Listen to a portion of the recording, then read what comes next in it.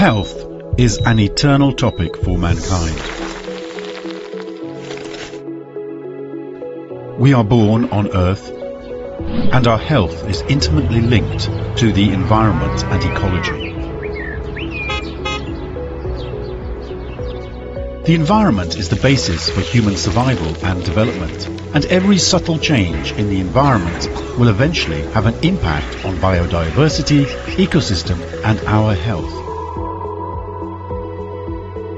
Exploring how the environment and ecology affect our health in the past, present, and future is the mission of Eco-Environment&Health. Eco-Environment&Health is a journal initiated by prestigious scientists with a strong editorial board, including multidisciplinary scientists from all over the world. With the support from EEH, you will have a better publication experience. EEH has its own offices of publishing, language, design, and broadcasting.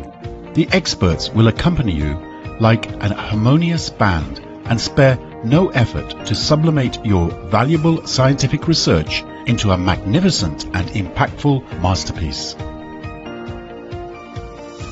We have a dedicated center for decision-making that deeply integrates informatics, ecology, and environmental science. It explores global research hotspots, predicts discipline trends, monitors the influence and dissemination of publications, and supports the journal's smart decision-making. Upon receiving your submission, our assistant editors will contact you immediately and keep you informed of the manuscript status throughout the entire process. The 14-day rapid peer review will make the publication of your research one step ahead.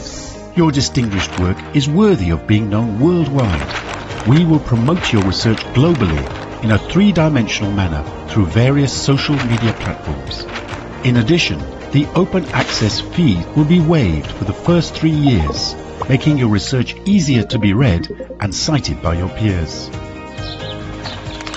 We continue to explore and innovate the service strategy of the journal. EEH leads ecology and environment to a healthy future. Now, the title is Sustainable Management of PTS to Enhance Environmental and Health Protection. I'm now an advisor of the Education University of Hong Kong. Now, within this 40 minutes, I will talk about pollution and human health and explain a little bit about PTS and the importance of food safety because of chemical food contaminants. Then I will use some case studies to explain some major contaminants. Now, I would not be able to go through all the toxic chemicals, so I will talk a bit more on arsenic, mercury, and persistent organic pollutants. If time is allowed, I will talk about plastics and microplastics, and more importantly, the associated chemicals with the plastics. I will then talk about chemicals management issues, and I will use a case study which I involved in the past 10 years or so on a project to explain about this necessity of scientific inputs for environmental and human health protection. Now, there are 3 pillars of sustainability. There would be social, environmental, and economic. And environmental sustainability is regarded as the most important out of the 3. Now, I would draw your attention to a paper which is published in the Lancet Commission on Pollution and Health.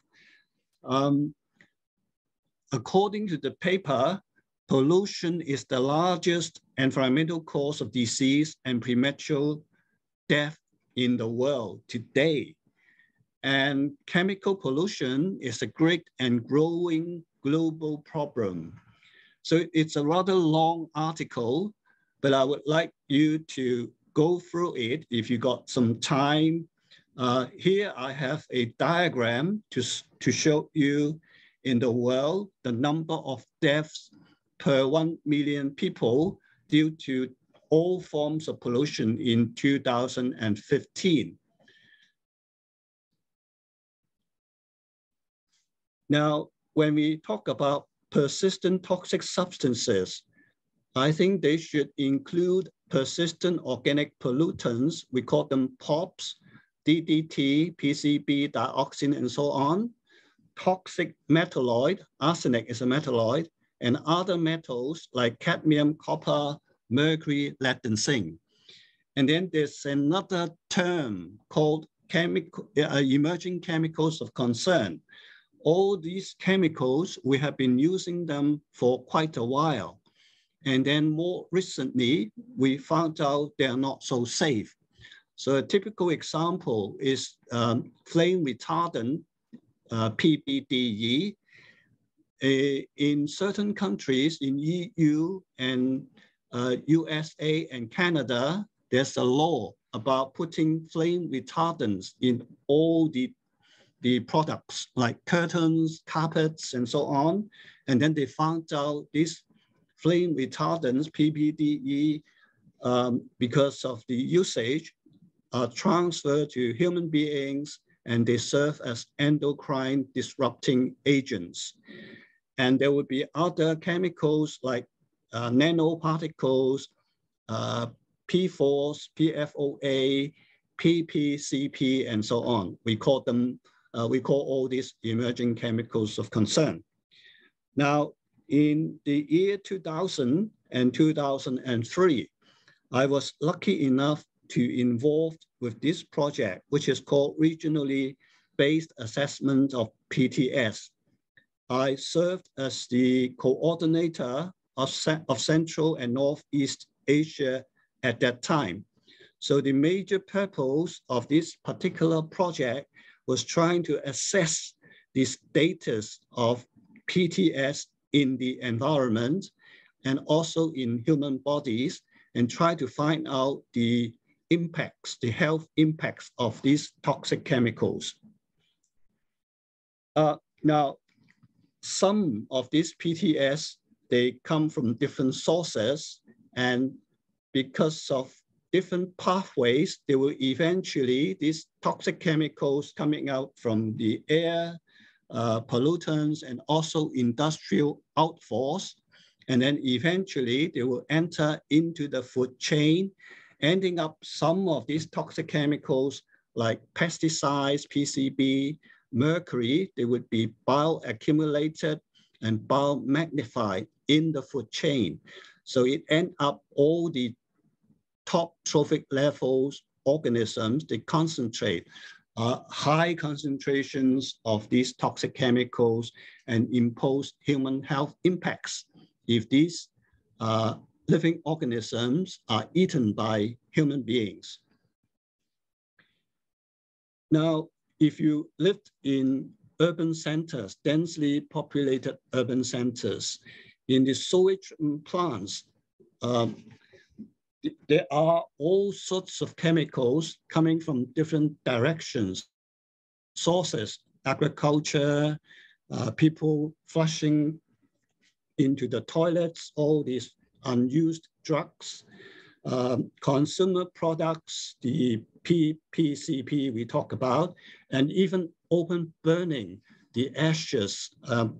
Well, good example is electronic waste. Open burning, and all the ashes, they will find their way entering into our sewerage treatment system. Now, bearing in mind these sewerage treatment systems, when they were designed, they were not supposed to treat toxic chemicals. They are used to break down organic matter into inorganic chemicals. So all these toxic chemicals, when they enter the sewage treatment system, and there would be a very good chance when the sewage is used for irrigation, and if the sewage is discharged into waterways, the toxic chemicals will enter into our food chain. A few years ago, we had a project trying to look at the removal efficiency of these PTS by different types of sewage treatment works in Hong Kong. So we looked at the heavy metals, organic pollutants, and some emerging chemicals of concern, including bisphenol A, PFOA, PFOS, and even antibiotics, hormones, and so on.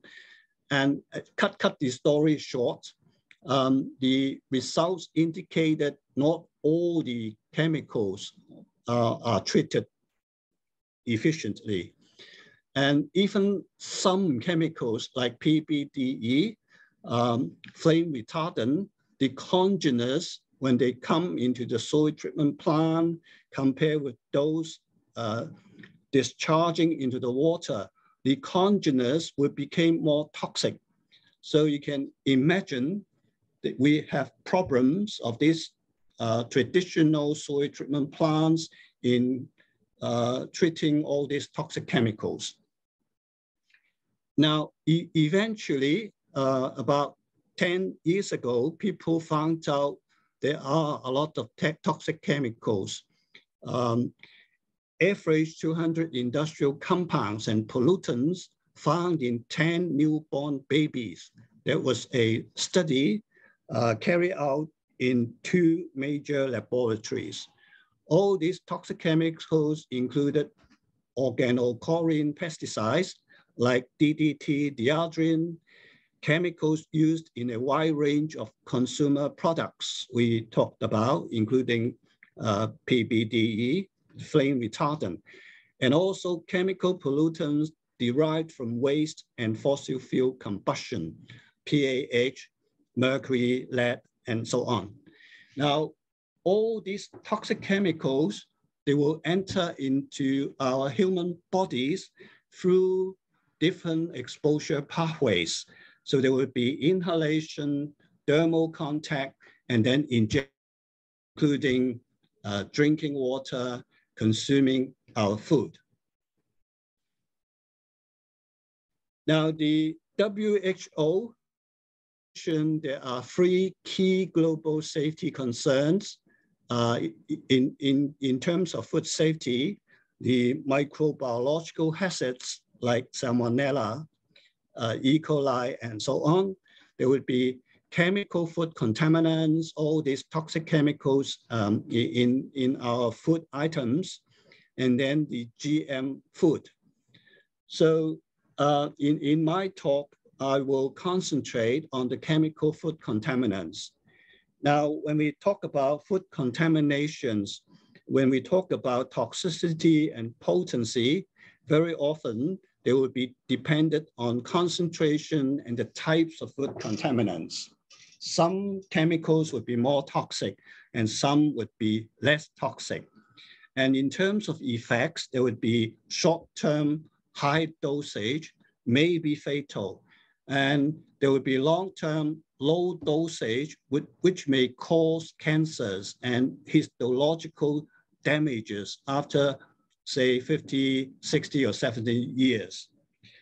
Now, when we look at this food contamination, I think we should look at the geochemical cycles of this PTS and trying to find out the sources, fates, and human health effects. In terms of exposure pathways, I think this is a very good illustration about arsenic. Now, arsenic is a kind of geogenic source of pollution because arsenic, the problem happened in a number of countries, I think about 15 countries or regions in the world. Because of the geology, the arsenic is very high in their underground water. So a story well, started in Bangladesh, I think. Bangladesh used to rely on the surface water as their drinking water. It's a country, a very poor country with a lot of pollution problem. And they found out the water was highly contaminated by all these pathogens in the water. So the WHO stepped in and tried to help them by digging deep well, extracting water, underground water. And they examined the microorganisms. They were free of any living organisms. Without knowing, the arsenic concentration was very high. So a few years later, they found out these people, after they have been drinking this underground water, they developed a kind of disease, arsenicosis. I'll show you the picture in the next slide. And then inhalation would be a pathway, thermal contact, and eating food. And fortunately, the seafood we eat, it's mainly dominated by organic arsenic, which is less toxic. And that's another story about people hanging chilies in some remote areas in China, the people burning coal in households and try to hang all these chilies on top of the stove. And then eventually, because of the arsenic is coated on the chilies, and then people who have been eating them for a few years, they develop arsenicosis. So this is a related project I involved with the UNU, United Nations University, and a university in South Korea, trying to look at the health effects of arsenic on local residents in several regions in Cambodia. And apparently, according to our results, arsenic, there was high arsenic concentration in the groundwater for drinking and for irrigation. And then eventually, we also found out the rice produced in the region, because using arsenic-laden irrigation water, the rice also contain very high concentration of arsenic. So this is a diagram to show the breakdown of arsenic intake through eating different items. So there would be total concentration, egg, meat, and so on. And we found out cereal, including rice, contribute a major portion of arsenic entering into human bodies. Now, well, even in some food additives, adding to grow chicken and pig, they put a chemical called rosazone. Rosazone is a compound, arsenic compound. They try to control intestinal parasites and try to promote growth. And then eventually they found out it may become a potential problem. Now, in the past, arsenic is used for treating wood as a kind of pesticides, but it's highly toxic. I think nowadays we are not allowed to use any arsenic for this purpose.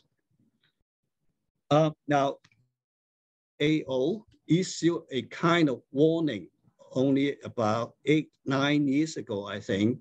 The arsenic levels in rice seems to be a worldwide problem.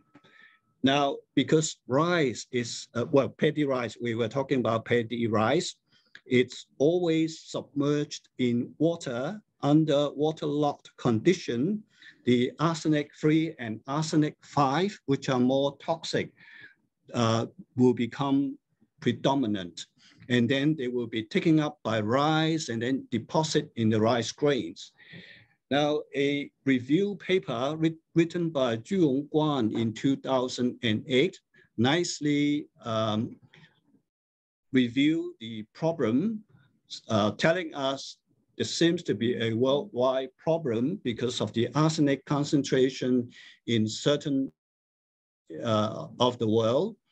And Zhu Guan led a panel, about 3 or 4 people, I think, and tried to set up the standard of arsenic concentration in rice, and it's now used as an international standard.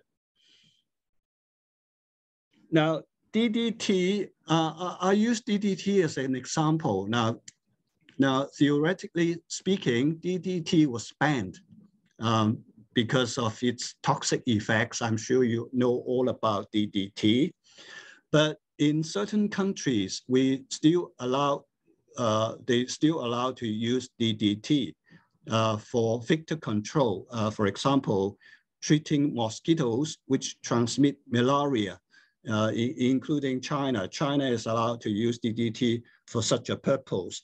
Another country would be Mexico, I think. Mexico, so we still, some of the regions, we still have high concentration of DDT in the background soil. And if you look at the DDT and DDE ratio, you can find out, you can estimate when the DDT was discharged. And DDT, as well as other organochlorine pesticides, because we don't use DDT that much, but we have to switch to other types of pesticides which are not under control. So these organochlorine pesticides, they are lipid soluble, and eventually they will enter into human bodies and affect our metabolism, and they serve as endocrine disruptors. And the pregnant women and fetus are especially vulnerable to to these pesticides. Now, PCDD, as I mentioned, used to be an emerging chemical because of the adverse health effects. Now, PCDD is included in the control list of the Stockholm Convention on POPs. So telling us once this was emerging chemicals of concern, but now it's under control. So this slide shows the entry route of PCDD to human bodies, mainly because of oral route and or dust inhalation. Now, another project we involved is fish contamination and human health. The project started when we put out a question. Now, we in Hong Kong have a lot of mariculture zones. All these mariculture zones, these fish, marine fish, they are grown in cages, and then underneath the sediment, they would be full of organic matter because of the fecal materials and also unconsumed fish feeds. Would that impose a problem because of the speciation, mercury speciation, whereby inorganic mercury will transfer to organic mercury?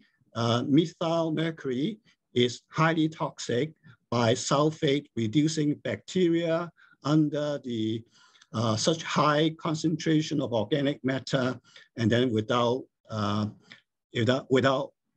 aeration. So we worked on that.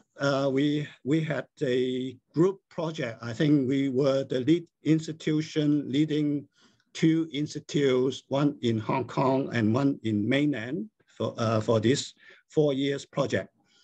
And then at the same time, we try to look at the bioaccumulation and biomagnification of mercury in top carnivores, in sharks. There seems to be the case because of sharks, a top carnivore, the concentration of mercury, in particular methyl mercury, is very high in their body, including the shark fins we usually eat. In addition to environmental pollution, fish feeds seems to be the major sources of contamination in cultured fish. In Hong Kong, we use trash fish, all these small fish without much commercial value, and then compound feed contain fish meal, which is made of all these trash fish. And we found out they contain high concentration of toxic chemicals, including total mercury, methyl mercury in our region. Now, in addition, in other countries, they also found out the salmon feed in USA.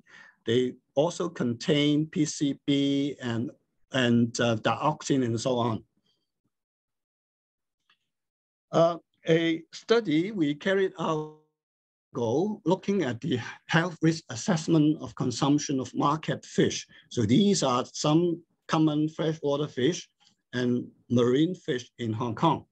So we try to look at the EDI, ADI, compared with reference dosage, and we come up with a hazard quotient. I don't think I have time to explain these columns one by one. So we look at these four metals. We found out only mercury seems to be a problem metal, according to the hazard quotient well over 1. And we also collaborated with the Red Cross in Hong Kong. We tried to take the blood plasma of Hong Kong residents and try to look at the concentration of certain toxic chemicals, mercury, DDT, and PCDD in blood plasma. And we found out there was significant positive correlation between levels of these toxic chemicals in blood plasma of Hong Kong residents and in the market fish. We also worked with Dr. Clement Leung, who was the director of in vitro fertilization clinic. So he was able to collect all these human tissues for us to analyze. My PhD student then was Chen Nian, who was also a medical doctor. So she is now MD and PhD. And she found out all these toxic chemicals in adipose tissues of patients with uterine leiomyomas, a kind of tumors, very much related to seafood consumption. Now, back to Dr. Leung, who has been working on mercury and the subfertility problems in Hong Kong males. And he found out there seems to be 2 major factors affecting this subfertile male. Now, this subfertile male, they have problems in their sperm, either sperm counts, sperm volume, or sperm motility. And the hair concentration of mercury seems to be rather high of these subfertile males. And he narrowed down to 2 factors because in the survey, these subfertile males were asked to fill in a number of questions like, do you have hot bath? Do you drink alcohol? Do you smoke cigarette? Where do you live? And how often you drink water? And fish intake, how many times of fish you eat in a week? And how about the tooth amalgam? Now, in the old days, the tooth amalgam tend to contain high concentration of mercury. So he narrowed down these 2 problems. This subfertile male seems to eat quite a lot of fish and also maybe have tooth amalgams with high concentration of mercury. So mercury seems to be a problem affecting human beings, affecting our reproduction. And at the same time, mercury can be passed on to our second generation through gestation and also lactation, okay? So in Hong Kong, there was a group of medical doctors in the Chinese University of Hong Kong. They found out the increasing maternal fish consumption, mother who eat a lot of fish, and maternal age seems to be significantly correlated with the increased cord blood mercury level, well above the world average, 5.8 microgram per liter. Now, autism in children seems to be related to heavy metals, which are highly toxic to brain cells and other body systems. So affecting the normal brain function and communication skills and even IQ. And we also work with another medical doctor who is the director of child health development, and she found out all these autistic children coming into her clinic can be divided into two major groups. The inland autistic patients tend to have high concentration of lead and arsenic, perhaps due to heavy polluted environment, whereas the coastal population, the autistic patients from Guangdong, Shanghai, Hong Kong, seem to have high concentration of mercury and cadmium, perhaps due to high consumption of seafood. Now, in 2017, we also published a review on the environmental toxicants and autism. And according to the data we reviewed, in addition to mercury and lead, POPs like DDT, PCDs, PCB, and chemicals like phthalates and bisphenol A also contribute to the development of autism. So it's now recognized fish is the most common route of mercury exposure. Prenatal mercury exposure is very much related to IQ, and we have social economic effects of these. We don't want a group of population with low IQ, and then that would cause a lot of social economic. Now, even in Hong Kong, we have a Center for Food Safety, and according to the Hong Kong Total Diet Study, the report on methyl mercury, there's a warning by the government. Dietary exposure to methyl mercury seems to be a health concern to 11% of women aged 20 to 49.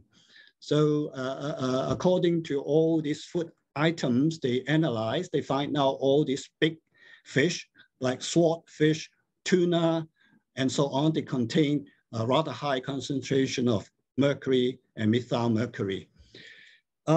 Looking at the time, I don't think I will have time to talk about plastics.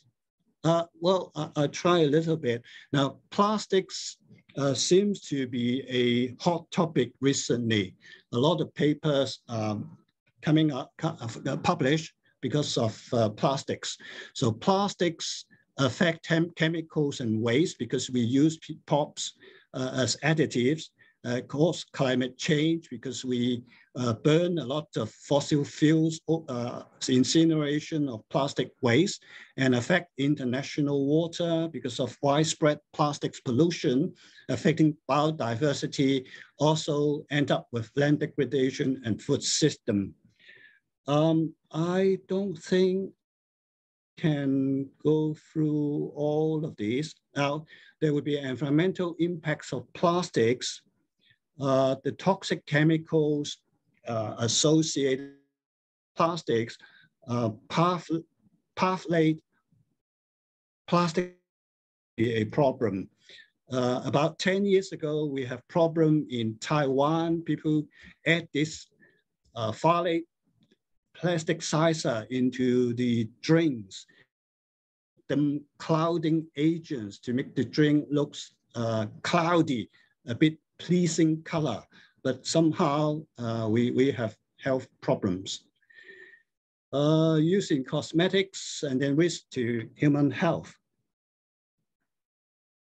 Okay, now I want to highlight the importance of international conventions. There are a few conventions related to toxic chemicals. The first one is Stockholm Convention on POPs. Second one, Basel Convention, Rotterdam Convention, and then mercury. We have mercury, Minamata Convention on mercury. So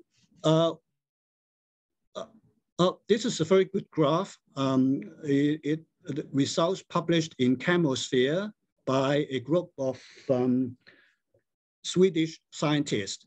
And throughout the years, they try to look at the concentration of POPs in human milk.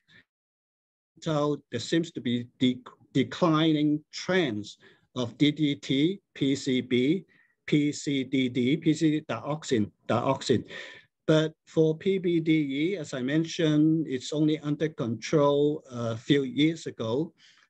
There was a steadily increasing trend. It doubled every 5 years. It's under control now. So, we have a problem. We need to manage these toxic chemicals. Now, this is the project I took part a few years ago, and we tried to look at the emerging chemicals management issues in developing countries and also countries with economy in transition. And this is a summary table about the results. I think heavy metals seems to rank #1. Heavy metals still are very important in the world, especially the developing countries. All these toxic chemicals coming out from industrial pollution and also mine waste and smelting waste and so on. Okay, now new chemicals, we have new chemicals coming out constantly. I think we need to be very careful about these new chemicals. For better control in different countries, in different regions, in China, in Hong Kong, we have worked on the,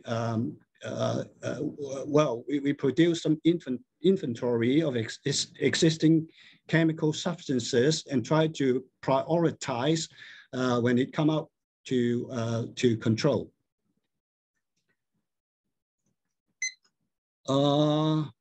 This is a project I want to talk about, but I don't have time. This is a project I involved. #1, there was fish killed at fish culture zones before we used EIA as a management tool. And then eventually, about 11 years later, I also took part in a project. Now we have very stringent control looking at dumping of sediment in certain regions near the Hong Kong airport. We have EIA and all these regulations. So this is the site I have involved.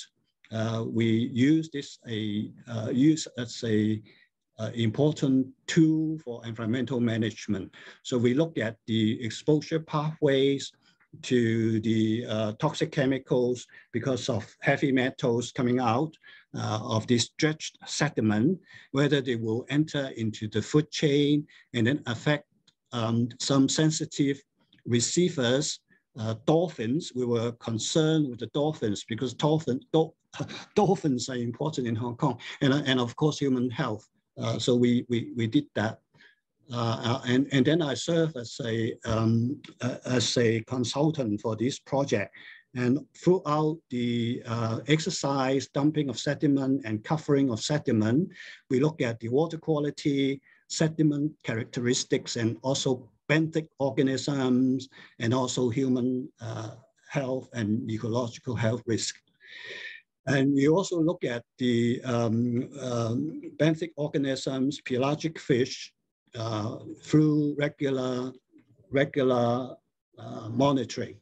We also did water toxicity tests, tissue, whole organism, pollutant concentration, and regular monitoring effects on ecological and human health.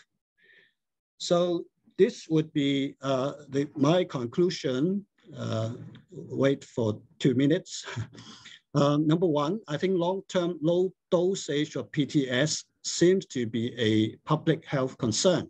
Now imagine if you keep on exposing to certain toxic chemicals, although low dosage, but but after 40, 50, 70 years later, it might develop into cancer or develop into tissue damage kind of disease. So a holistic and multidisciplinary approach should be used to demonstrate potential health effects and economic loss. So when the policymakers, when they hear about, oh, there are problems on our residents about their health effects and also economic loss, they will then listen. I think we need to understand a bit more on the geochemical cycles of these food contaminants. Where do they come from? Where do they go? Will they enter into our food production system? And so we should have more stringent control and management of toxic chemicals. And we should focus on the PTS, which are common in our region for better control. And then finally, scientific input is needed for sustainable environmental management. I think this is the end of my talk. Back to you, Dr. Yu.